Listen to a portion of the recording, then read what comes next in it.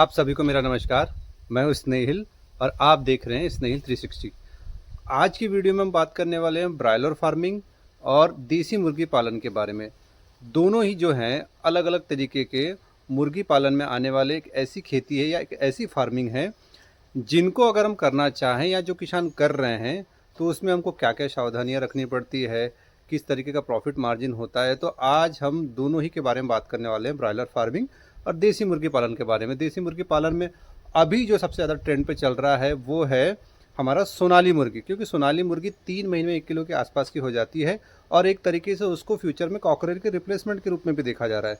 तो आज हम बात करने वाले हैं ब्रॉयलर फार्मिंग और देसी मुर्गी पालन। देसी मुर्गी पालन में हम खास करके सोनाली मुर्गी की ब्रीड के बारे में बात करेंगे कि दोनों में क्या अंतर है और किस तरीके से हम इनकी फार्मिंग को आगे बढ़ा सकते हैं, कितना पोटेंशियल है। मुर्गी पालन के इस विषय में हम जो मुख्य टॉपिक कवर करेंगे वो होंगे कि पहला, चिक्स का प्राइस कितना होगा। दूसरा, आपको क्या टेक्निकल एक्सपर्टीज चाहिए होगी ब्रॉयलर फार्मिंग के लिए, सोनाली मुर्गी पालन के लिए या देसी मुर्गी पालन के लिए। तीसरा, इसकी जो मार्केटिंग है वो कैसी होती है या मार्केटिंग आप कैसे कर सकते हैं। चौथा, रिस्क किस में कितना है, ब्रॉयलर में कितना है, सोनाली में कितना है। पांचवा, ग्रोथ पोटेंशियल कितना है। भाई मार्केट अगर आप मार्केट में अगर फार्मिंग कर रहे हैं तो उसमें ग्रोथ कैसी हो सकती है आपके फ्यूचर में। छठवा, प्रॉफिट मार्जिन क्या है। तो इन मुख्य टॉपिकों पे हम आज बात करने वाले हैं ब्रॉयलर फार्मिंग और देसी मुर्गी पालन दोनों के बीच में। वीडियो में आगे बढ़ने से पहले सोनाली मुर्गी और ब्रॉयलर दोनों के बारे में कुछ बेसिक जानकारी मैं आपको बता देता हूं। शायद कुछ लोगों को पता ही होगा और काफ़ी सारे लोगों को ऑलरेडी पता रहता है क्योंकि मुर्गी पालन कर रहे हैं। जो लोग नए हैं उनके लिए बेसिक जानकारी कि सोनाली मुर्गी जो है वो बांग्लादेश की एक प्रजाति है। बांग्लादेश में इसको बनाया गया है मीट पर्पस और अंडे के पर्पस, दोनों ही पर्पस से। लगभग 3 महीने में 1 किलो के आसपास का इसका साइज आ जाता है मीट पर्पस से। अगर आप अंडे के पर्पस से कर रहे हैं तो लगभग 5वें महीने में ये अंडा देना स्टार्ट कर देती है और आप 6वें महीने से जो इसका अंडा मिलता है उसको आप इससे हैच भी करवा सकते हैं। तो ये दोनों ही पर्पस से काम आती है, मीट पर्पस और साथ ही अंडे के पर्पस से। तो वहीं बात करें ब्रॉयलर की, तो ब्रॉयलर जो है सिंगल पर्पस के हिसाब से, सिर्फ इसका जो निर्माण किया गया, इसको जो बनाया गया है वो मीट पर्पस के हिसाब से बनाया गया। लगभग 45 से 50 दिन के आसपास में 2.5 केजी का वेट ब्रॉयलर हमारा ले लेता है, गेन कर लेता है। और वहीं बात करें 30 दिन के या 35 दिन के आसपास में तो लगभग 1.5 केजी के आसपास ये अपना वेट गेन कर लेता है। तो जो ब्रॉयलर है वो बेसिकली मीट पर्पस के हिसाब से बनाया गया है। सोनाली या देसी मुर्गियाँ जो होती है वो ड्यूल पर्पस होती है, अंडा और मीट। सबसे पहले हम बात करते हैं ब्रॉयलर की।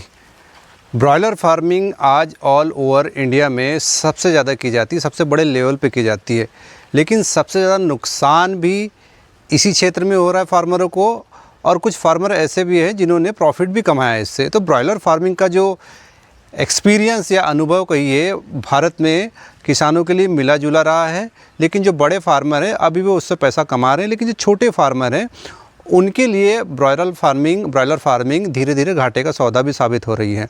तो इस क्षेत्र में जो भी आना चाहते हैं या ब्रॉयलर फार्मिंग करना चाहते हैं उनको बड़ी ही सावधानी से ब्रॉयलर फार्मिंग में उतरना चाहिए।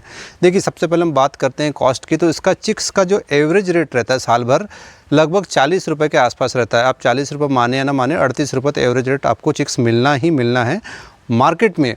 और वो भी तब जब ब्रॉयलर की सबसे ज़्यादा डिमांड होती है होली के टाइम पे या सीजनल ऐसे त्यौहार या मेलों के टाइम पे, जब मार्केट में ब्रॉयलर की सबसे ज़्यादा डिमांड होती है तब ही ब्रॉयलर का चिक्स का रेट कंपनियां ऊपर कर देती हैं, जिसके कारण फार्मर को हाई रेट पे चिक्स लेना पड़ता है। यहीं पे उनकी दिक्कत ख़त्म नहीं होती है। उन्होंने 40 रुपये में चिक्स लिया या 38 रुपये में चिक्स लिया, उसके बाद फीड भी जो है उनको इतना महंगा मिलता है। आजकल DOC सोया और जो ऑयल और मेडिसिन मिलाई जाती है मार्केट में, धीरे धीरे उनका सबका रेट बढ़ रहा है। उनके रेट बढ़ने से फीड की कॉस्ट बढ़ जाती है। तो जब हम ब्रॉयलर का बच्चा 40 रुपये का लेके आएंगे और लगभग 1.6 के आसपास का FCR हम मानते हैं 1 किलो ब्रॉयलर को पालने में, एक अच्छा FCR। तो 1.6 अगर हम FCR लेके चलते हैं या 1.7 FCR लेके चलते हैं तो लगभग 70 रुपये के आसपास की कॉस्ट जो आती है उसकी फ़ीड की ही आ जाती है। आप समझ रहे कि 70 रुपये का हमने उसको फ़ीड खिला दिया, 20 से 30 रुपये का हमने चिक्स लिया, 30 रुपये का चिक्स लिया या 40 रुपये का चिक्स लिया। तो मेरा कहने का मतलब ये है कि ब्रॉयलर फार्मिंग में आप इधर से कान पकड़े या इधर से कान पकड़े, पैसा बचाना बहुत मुश्किल हो गया आज के टाइम पे, ख़ास करके छोटे फार्मर जो 2000-3000 की फार्मिंग करते थे, जो प्राइवेट फार्मिंग करते थे। कंपनियों ने आपस में कंपटीशन के चक्कर में किसानों को डुबो दिया है ब्रॉयलर फार्मिंग में। तो ब्रॉयलर फार्मिंग को करने के पहले आपको ये ध्यान रखना होगा कि आपकी कॉस्ट, ब्रॉयलर के चिक्स की फीड की कॉस्ट, मेडिसिन की कॉस्ट, इलेक्ट्रिसिटी की कॉस्ट, मेन पावर की कॉस्ट, आपकी खुद की जो आप मेहनत कर रहे हैं उसकी कॉस्ट जोड़ने के बाद आपका एक बर्ड कितने में तैयार हो रहा है, आपको ये बहुत अच्छे से रिसर्च कर लेना है। क्योंकि ब्रॉयलर फार्मिंग छोटी मोटी पूंजी से स्टार्ट नहीं होता है, उसके लिए एक बड़ा सा शेड बनाना पड़ता है। 8-10 लाख का आपका शेड बनेगा, उसके बाद आप उसमें चिक्स प्लेस करेंगे। तो बहुत सारी जो चीज़ें ऐसी है ब्रॉयलर फार्मिंग में, बिना पैसे के नहीं की जा सकती है। और पैसे भी छोटा मोटा आपका अमाउंट नहीं लगता, उसमें काफ़ी ज़्यादा अमाउंट हमको इन्वेस्ट करना पड़ता है। तो ब्रॉयलर फार्मिंग जो है आज के समय में इसी फार्म वालों के लिए सबसे ज़्यादा फ़ायदेमंद है, क्योंकि वो साल में 3 या 4 कम से कम 4 लॉट अपना निकाल लेते हैं।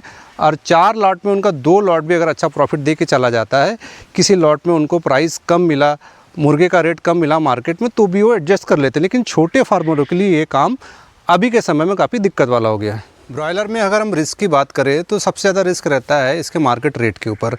रिस्क ये रहता है कि जब हमने आज मान लो हमने हमारे फार्म में ब्रॉयलर का चिक्स लेके आया, हमने उसको बड़ा किया, और जैसे ही 45 दिन बाद 50 दिन बाद ब्रॉयलर का मार्केट में रेट खुलता है तो पता चलता है कि रेट तो डाउन है, 70 रुपये 75 रुपये। आज की कंडीशन जब मैं वीडियो बना रहा हूँ, वर्तमान कंडीशन में आज 8/12/2024 में मार्केट में हमारे यहाँ रेट चल रहा है ब्रॉयलर का 76 रुपये। 76 रुपये आज रेट चल रहा है। और किसानों को जब हमने पूछा, मैंने इससे पहले किसानों से कुछ बातचीत भी की है ब्रॉयलर के बारे में, थोड़ी बहुत, मुझे ज़्यादा जानकारी लेने के लिए थोड़ी बहुत जानकारी हम रखते हैं कि इसके रेट के बारे में क्या रेट चल रहा है। तो अभी जो है रेट 76 रुपये चल रहा है।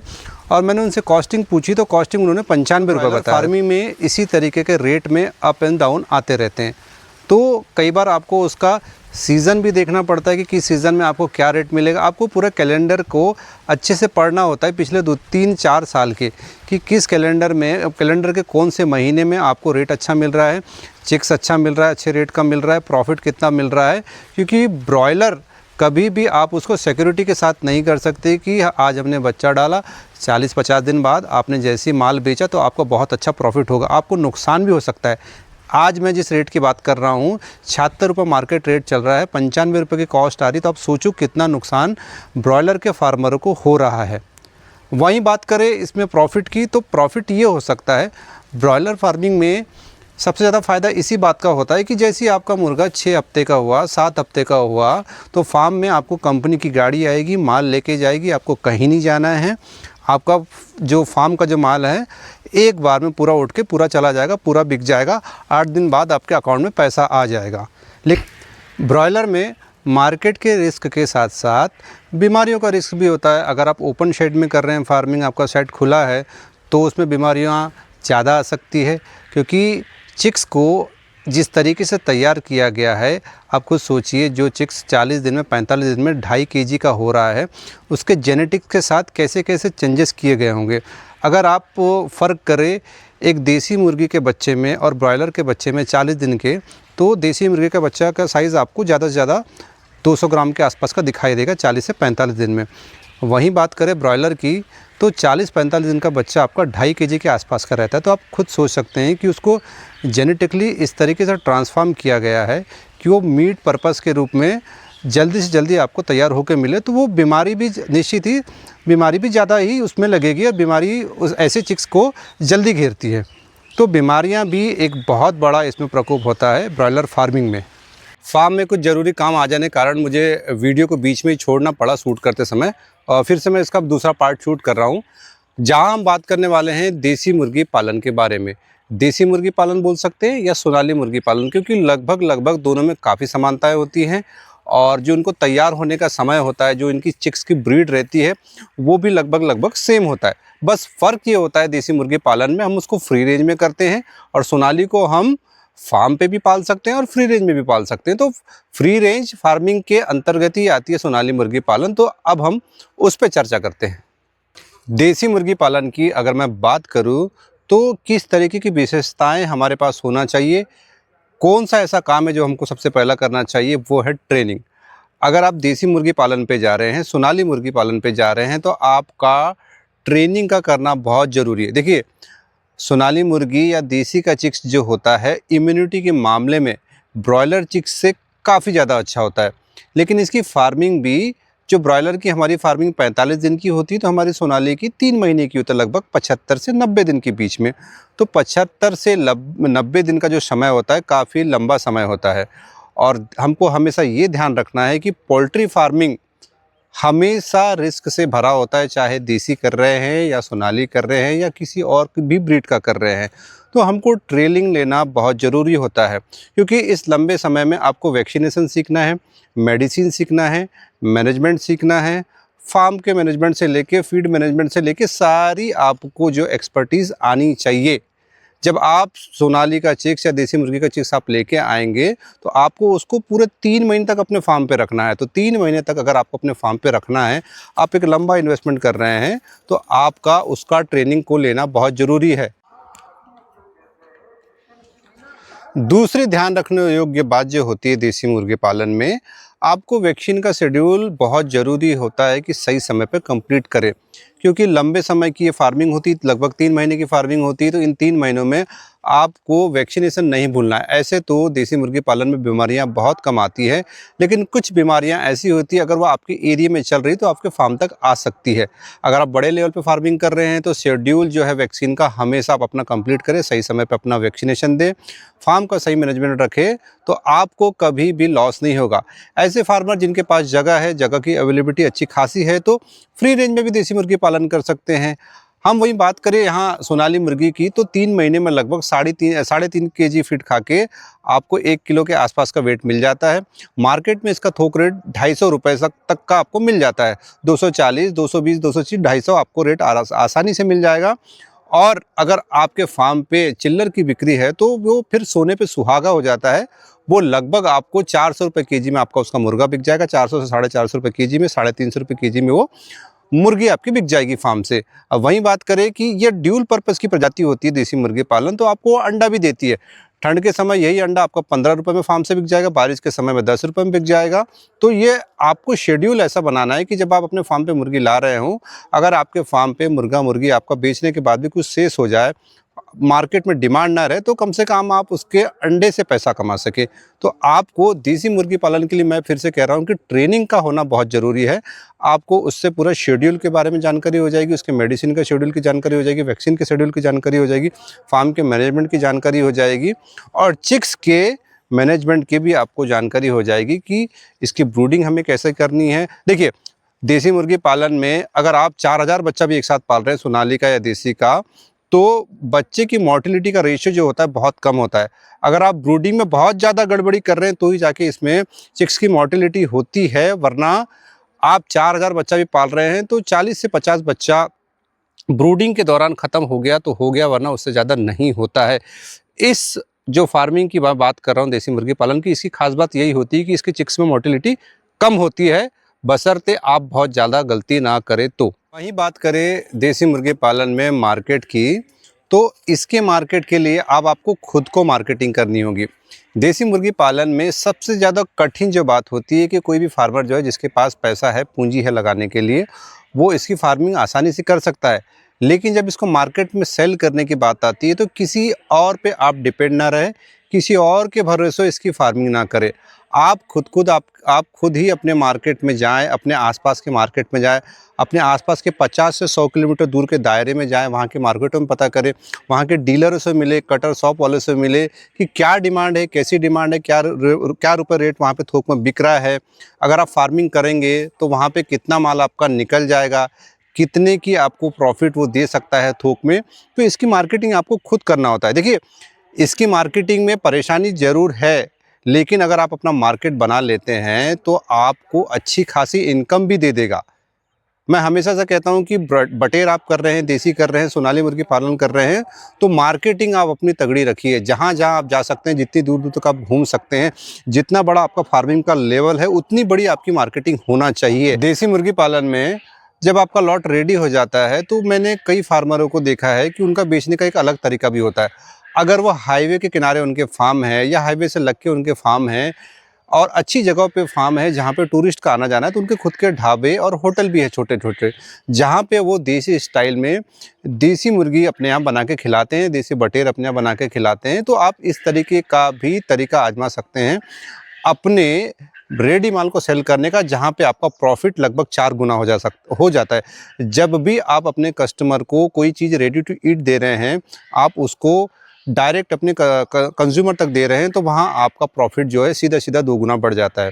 तो जो ऐसे किसान हैं जिनका फार्म हाईवे से लगा हुआ है या अच्छी जगहों से लगा हुआ है जहाँ पे टूरिस्ट का आना जाना है, तो वो इस तरीके की भी मार्केटिंग को अपना सकते हैं। वहीं बात करें देसी मुर्गी पालन की, तो देसी मुर्गी पालन में रिस्क कम होती है।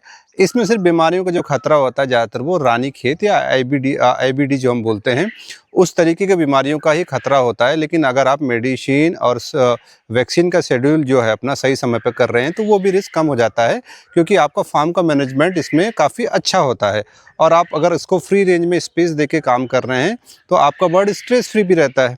वहीं बात करें ग्रोथ पोटेंशियल की, तो मेरे अनुभव के आधार पर मैं कहता हूं कि ब्रॉयलर फार्मिंग में जो छोटे लेवल के फार्मर होते हैं, जो 2000-3000 बर्ड की फार्मिंग कर रहे हैं, 1000-1500 की, या प्राइवेट फार्मिंग कर रहे हैं, आज उनको कंपनियों ने, जो ब्रॉयलर फार्मिंग की जो कंपनियां हैं, आपस में कंपटीशन के चक्कर में उनको ख़त्म कर दिया है।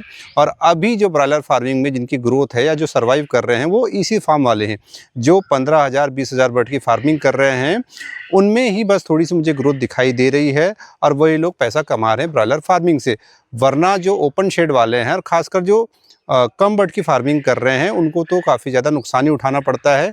और या तो फिर प्रॉफिट मार्जिन इतना कम है कि उनका जो ग्रोथ का जो ग्राफ है काफ़ी ज़्यादा स्लो है। कई सालों से वो एक ही जगह पे अटके हुए हैं। अब वही बात करें देसी मुर्गी पालन की, तो मैंने आपको बताया कि जितनी बड़ी आपकी मार्केटिंग होगी, जितना एरिया आप कवर करेंगे, जितनी अच्छी आपकी सेल रहेगी, ग्रोथ उतनी ज़्यादा अच्छी उसमें रहती है, क्योंकि आप इसमें स्टेप बाय स्टेप एक एक कदम आगे बढ़ते रहते हैं। भले इसमें ग्रोथ स्लो है, क्योंकि आप अपना खुद का काम कर रहे हैं, तो पूंजी जो है आपकी खुद की लगती है, तो आप धीरे धीरे इसमें ग्रोथ करते हैं। लेकिन आपकी मार्केटिंग जितनी अच्छी होगी, आपका स्किल जितना अच्छा होगा इसमें सेल करने का, आपकी इसमें ग्रोथ भी उतनी ही अच्छी होगी। आज के वीडियो में हमने ब्रॉयलर फार्मिंग और देसी मुर्गी पालन का जो बेसिक है वो कवर कर लिया है। इस बेसिक से आप दोनों में अंतर समझ सकते हैं, और जो भी मुर्गी पालन आपको सहूलियत भरा लगता है उसके साथ आप जा सकते हैं। जो लोग कर रहे हैं उसको जो है ये बेसिक डिफरेंस आसानी से समझ में आ जाएगा। अगले वीडियो में हम देसी मुर्गी पालन के कुछ और डिटेल्स जानकारी आपके साथ शेयर करेंगे, जैसे फीड कंजप्शन क्या होता है, कैसा चिक्स हमको लेना चाहिए, मार्केटिंग हम कहाँ कहाँ कर सकते हैं। तो आज के वीडियो में बस इतना ही, मिलते हैं अगले वीडियो में। धन्यवाद।